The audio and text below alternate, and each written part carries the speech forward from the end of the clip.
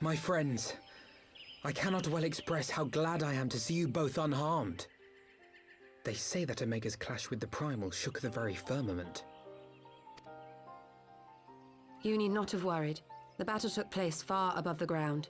We were able to observe in relative safety, though I'm given to understand that there were casualties on the far side of the wall.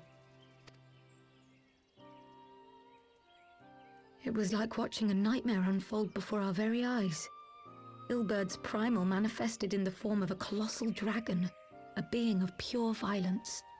It burst forth from the cocoon with such terrible force. That such a horror should spring from the eyes of Nidhogg comes as no surprise. Nor do I wonder at its form. Ilbert all but announced it in the moments prior to his death. Plainly, it was his dying wish to visit a second calamity upon the Empire.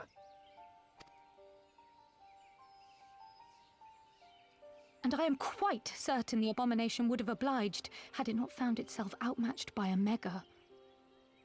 Gods! I am no stranger to the works of Allag, but even I was unprepared for the machine's furiosity. It beggared belief.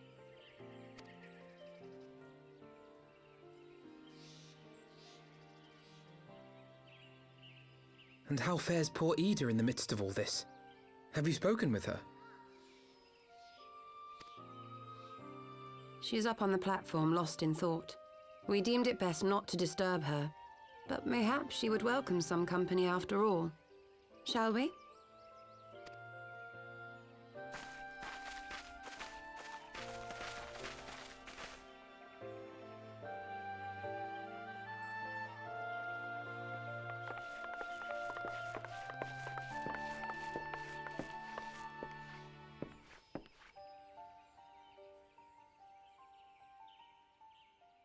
The light's gone. It was all we had left of him.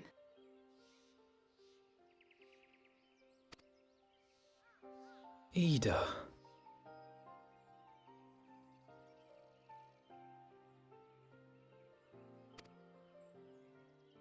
I don't blame anyone. I knew what was going to happen. I knew the spell Papalymo meant to cast would drain away his life force. I knew that it would only buy us a little time.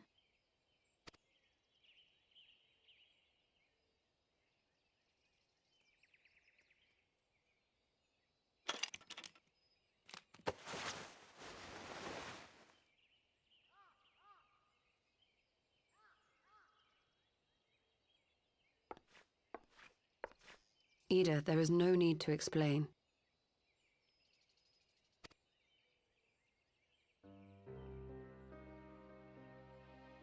But there is.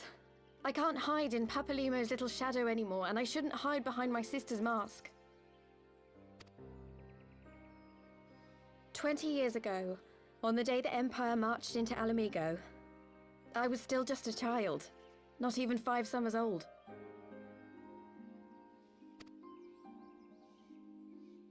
My father had been one of the leaders of the revolution. He had fought to overthrow the Mad King, Theodoric. And my sister had fought alongside him. But she was strong and kind, and always knew what to do. But when the Garleans came, everything changed. My father went to war against them too, and I never saw him again. After that, I remember a lot of running. My sister dragged me for malms and malms until we came to the city of Charlian. That was where she met Master Louis Soir. He introduced her to the Circle of Knowing, and she eventually became an Archon.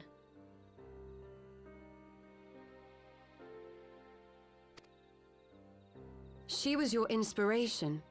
Is that not why you took up her mask and her name? Or did you simply mean to continue what she had started?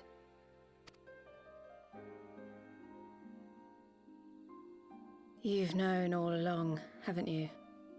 That I wasn't Ida. Of course. We all recognized you at once. 'Twas Papalymo who persuaded us to maintain the charade. It was silly to think I could fool you. I knew that even then, but I sort of decided not to know.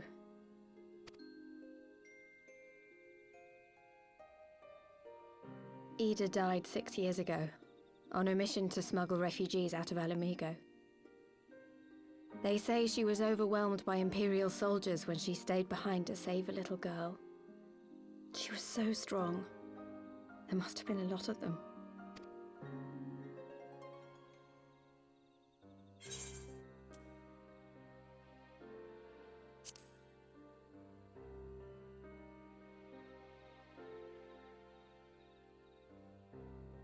I'm sorry for lying to you.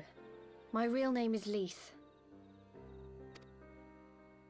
When Papalymo brought me Ida's mask, it was meant as a keepsake, but I decided I wanted to be his new partner, to keep alive all the good that she had done.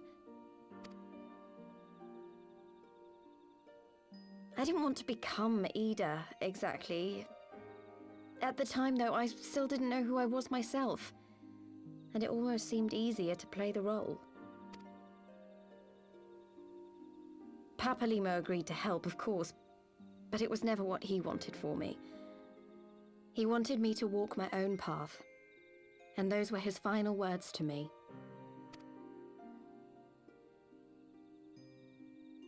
The Archon's mark he gave me is faded, and my last excuse along with it.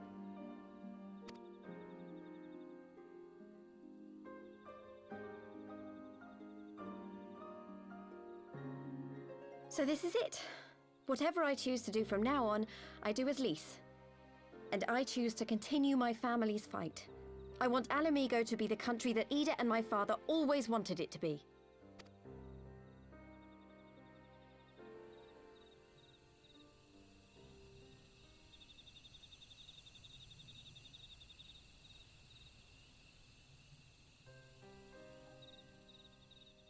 War is upon us once more. Do you regret standing against the Empire? Would you have chosen a different road, knowing what you know now? To claim that I never doubted the decision would be a lie. But I made my choice, and I have defended it with blade in hand ever since.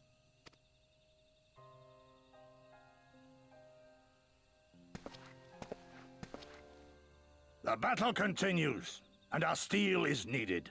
Come, Shadow Walker, we leave for the east, for Doma.